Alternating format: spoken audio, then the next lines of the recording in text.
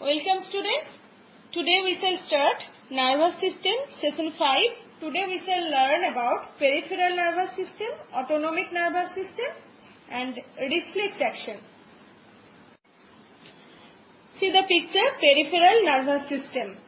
The peripheral nervous system consists of nerves which connect the central nervous system to all parts of the body.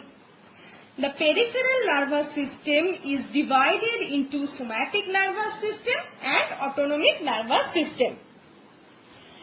First, somatic nervous system.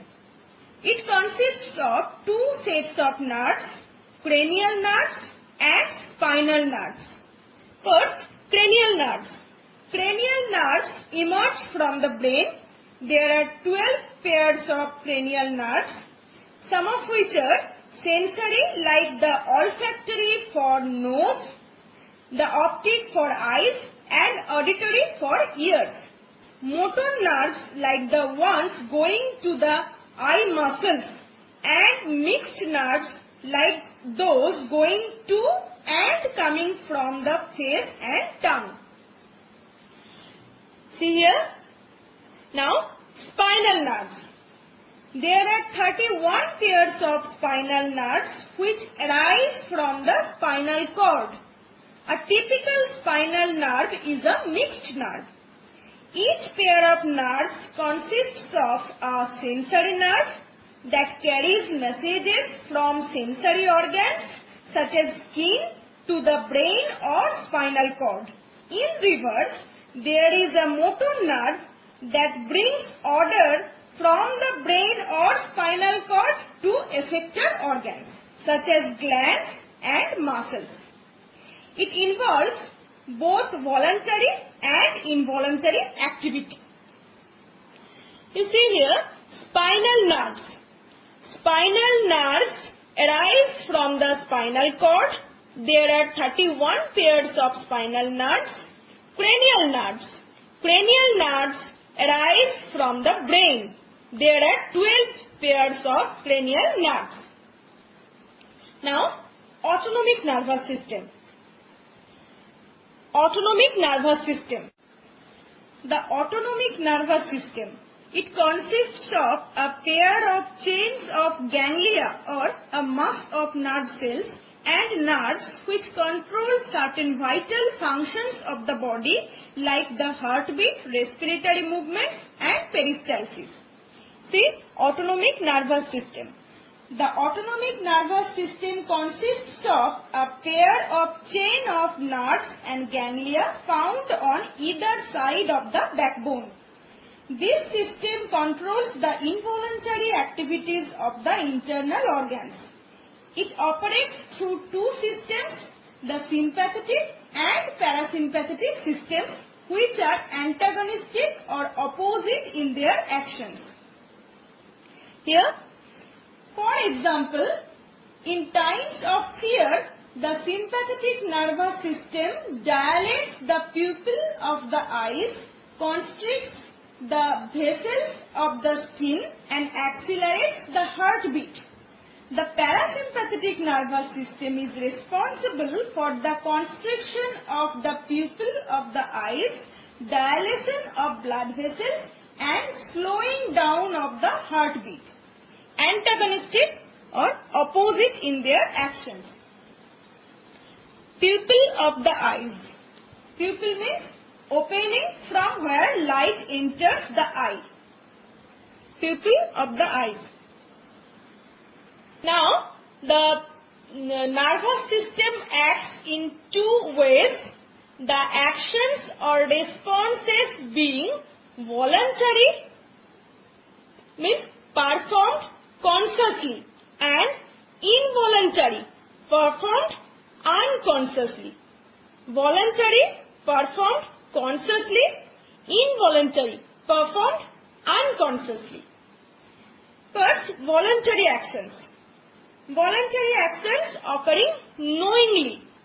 For example, you wish to watch some program on TV and you switch it on and press the remote for a particular channel. Similarly, you pick up an apple and eat it. So, occurring knowingly, voluntary actions. Involuntary actions occurring unknowingly, also called reflexes. Here, involuntary performed unconsciously. So, involuntary actions occurring unknowingly, also called reflexes. For example, some particle falls into your eye and there is immediate flashing of tears to wash out the particle. Instantaneous withdrawal of hand when it accidentally touches a hot iron. Withdrawal. Withdraw means remove or take away something from a particular place or position. So, instantaneous withdrawal of hand when it accidentally touches a hot iron. Now, reflex action. You know about stimulus. Stimulus. A stimulus is any agent or an environmental change which initiates a response in the body. The stimuli can be of several types: physical or mechanical, touch, prick, pressure, etc. Chemical, radiant or light, thermal or heat or cold, or electrical. See, reflex action. Notice the peripheral nervous system and spinal cord together control certain actions where brain is not involved. Example, if you touch a hot object or get pricked by a pointed object, you instantly remove your hand without thinking about it. Such an action is called a reflex action. So, reflex action is the quick, immediate and automatic response to a stimulus without the involvement of the brain. Now, reflex arc. The shortest pathway of the nerve impulse from a receptor to the effector, which makes the reflex action possible, is called a reflex arc. You see the picture here, figure 7.7a, pathway of a reflex arc. Here, stimulus, receptor organ, then sensory nerve, spinal cord, motor nerve, muscle, action. B. Here, diagram of a reflex arc. See, hot object, receptor in skin, direction of impulse, sensory neuron, here, spinal cord, interneuron, here, interneuron, motor neuron, effector muscle contracts. Here. So, stimulus received by the sensory receptor in the finger, impulse is generated and carried along by sensory neurons towards the spinal cord. Impulse travels through spinal nerves towards the spinal cord. Impulse arrives at the nerve ending of sensory neurons. The impulse passes across the relay neuron or interneuron present between a sensory and motor neuron to the motor neuron. Here, interneuron.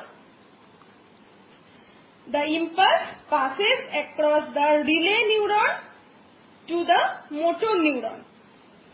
Impulse travels along the motor neuron away from the spinal cord. The nerve ending of motor neuron connect effector organ or muscle. Response is produced by effector organ or muscle. See, types of reflexes with examples. Reflexes are of two types: natural or inborn reflexes and conditioned or acquired reflexes.